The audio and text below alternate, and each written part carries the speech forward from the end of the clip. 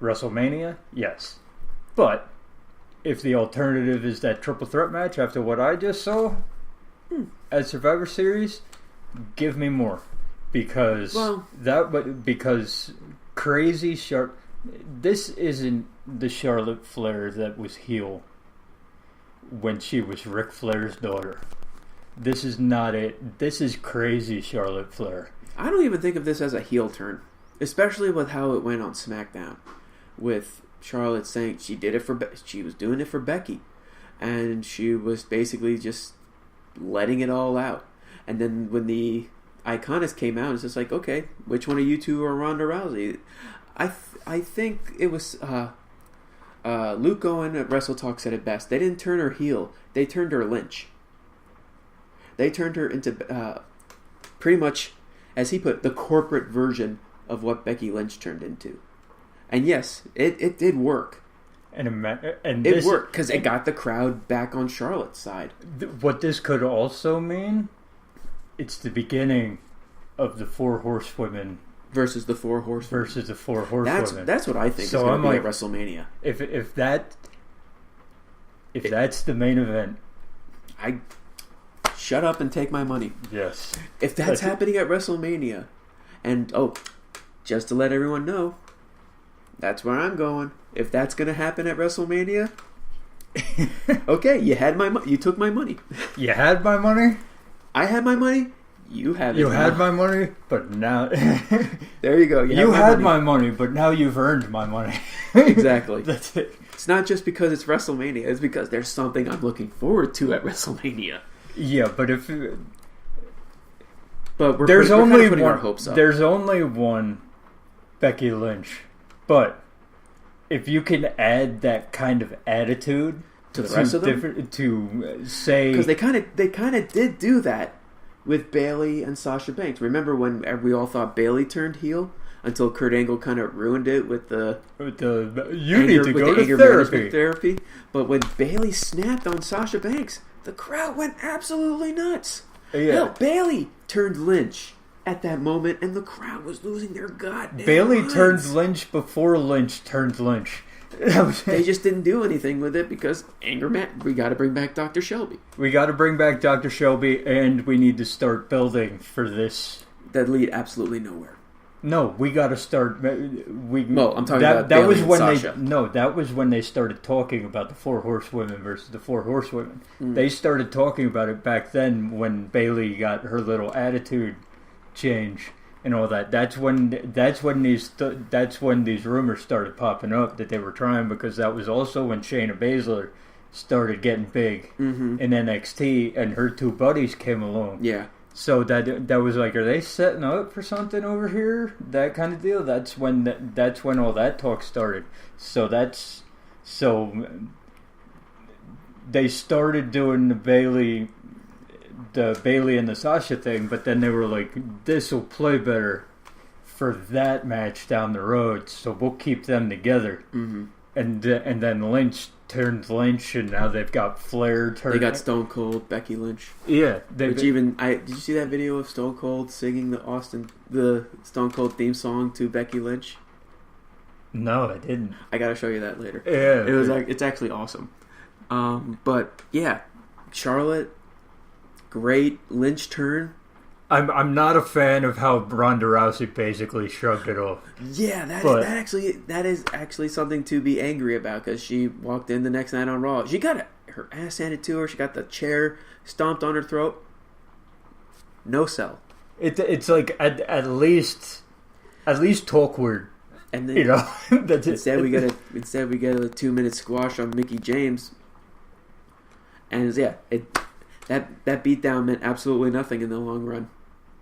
Except for the fact that now I think of Charlotte Flair as a complete badass. Yeah, oh yeah, so that's the real positive thing to take out of this. And now, main event time.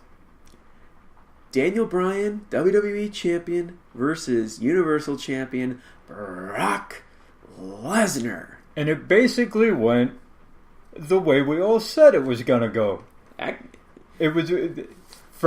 I was that dude who doesn't know Daniel Bryan but is scared for Daniel Bryan while he's taking those suplexes. That first suplex was scary. Yeah, I'm like, did you even see Paul Heyman's reaction to that? Yeah. He was like, "Oh shit." Yeah, I'm like, oh, here we go. That's when that started. And then once Brock Lesnar lifted him up after the F5, 1, 2, lift up, that's when the match started getting really good. That's when you know Brock Lesnar actually cares about this match. Yeah. To where Daniel Bryan looked completely awesome in this.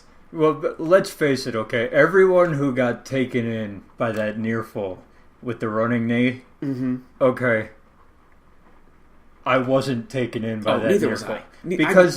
Because it goes back to the story, okay? He took how many spears from Roman Reigns? He took how many power slams from Braun Strowman? Exactly. And he took how many phenomenal forearms and Styles clashes from AJ Styles? And you think one running knee is going to take him out?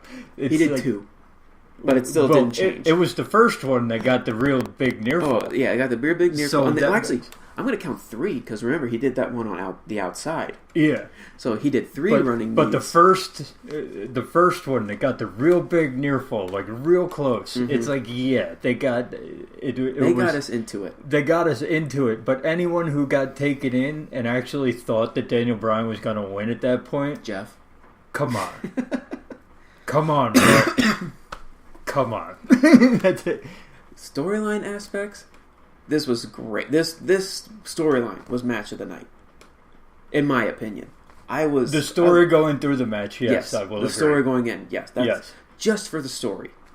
Wrestling-wise, I still give to Buddy Murphy and Mustafa Ali. Yeah, but this is just another showing that if Brock Lesnar gives a shit, he will put on a good show.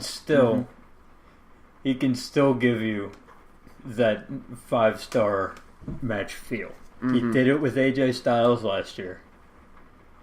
And he did it again with Daniel. Survivor Series seems like it's Brock Lesnar's night to shine. It's like I'm not gonna do shit the rest of the year. I'm gonna do my best work at Survivor Series. So he got AJ Styles last year. He got Daniel Bryan this year. If he he got bitched by Goldberg the year before. Yes. That definitely is his fun year. It's his fun event. It's his event to have fun. But this was really good.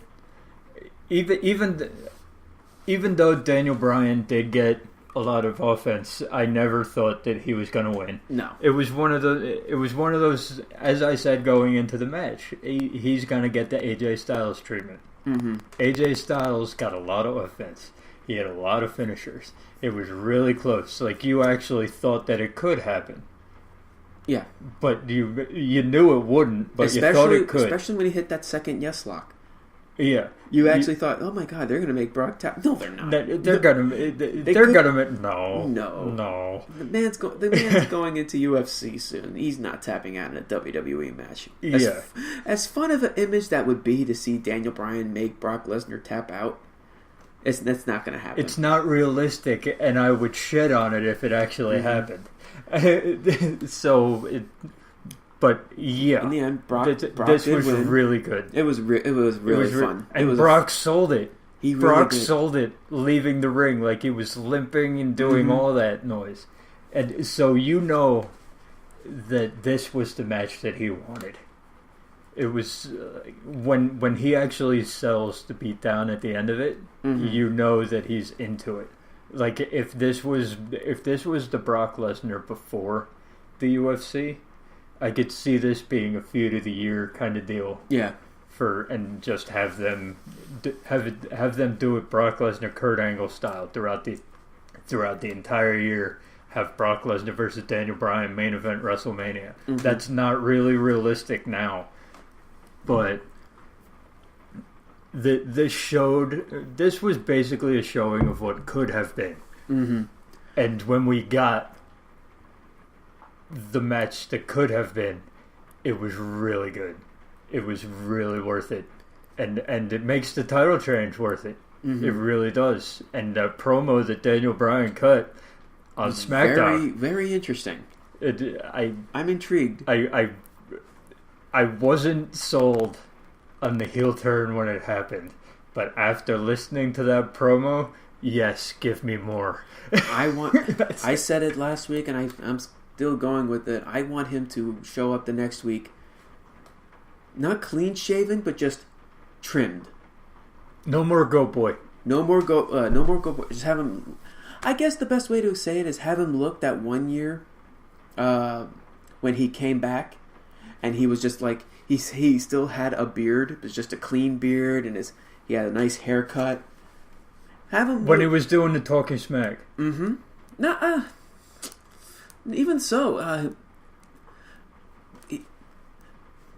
I guess the best way to put it, he was clean shaven for the American Dragon when he was Brian Brian Danielson. Yep. Similar to that, but just like more between that line of peach fuzz and full beard.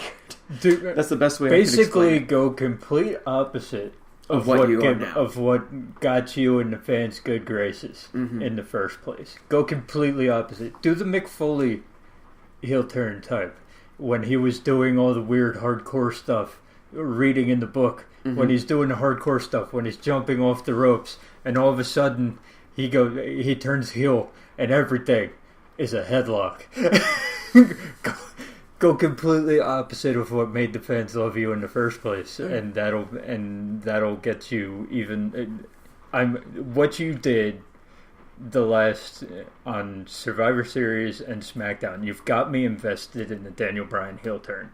I wasn't invested when it first happened because I wasn't completely convinced that it was a good idea. Not even that it was a good idea, that the crowd would let it happen. I wasn't completely convinced, but after after SmackDown, you've convinced me. Let it happen. Go full on with it. Even though that was actually that and Charlotte were the only good things that really happened on SmackDown. Yes, SmackDown was disappointing. SmackDown and Raw were disappointing. Oh, Raw was so bad I turned it off.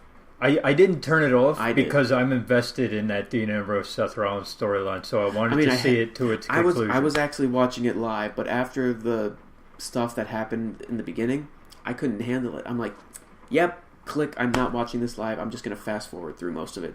Yeah, I'm invested in that Shield storyline. That's basically it. It's hard to. It's really hard. Here's my deal with that. Just because gotta talk about it. As they brought up Roman Reigns' cancer, what Dean Ambrose said. Yes, it's fucked up. It is. Okay, but I have to bring this up. Okay, people always talk about how they wanted to go back to the way things were in the Attitude Era. In the Attitude Era, do you think a cancer diagnosis would have been safe from Vince Russo and his scriptwriters? Do you think that they would have never brought it up? I believe that it would have been. They did that storyline with Big Boss Man and Big Show.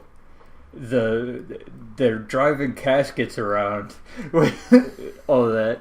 It's like that was the cartoony part. Do I believe?